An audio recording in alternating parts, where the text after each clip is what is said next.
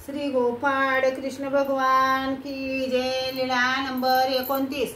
तेली व तेलिनी सामर्थ्य संचार। एका गावी सर्वज्ञ बाजारात गेले तेव्हा एक तेलीन तेल विकायला बसलेली होती। तिने सर्वज्ञांना पाहिले व म्हणाली, अहो सुंदर देवा, माझ्या घरी यावे जी।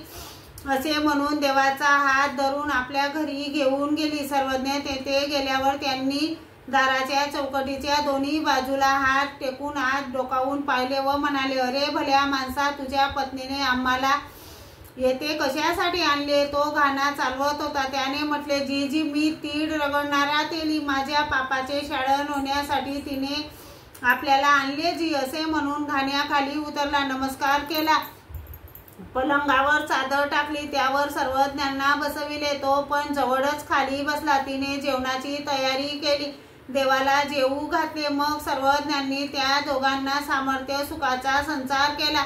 त्यामुळे ते त्या दिवसापासून देव व देवी होऊन राहू लागले।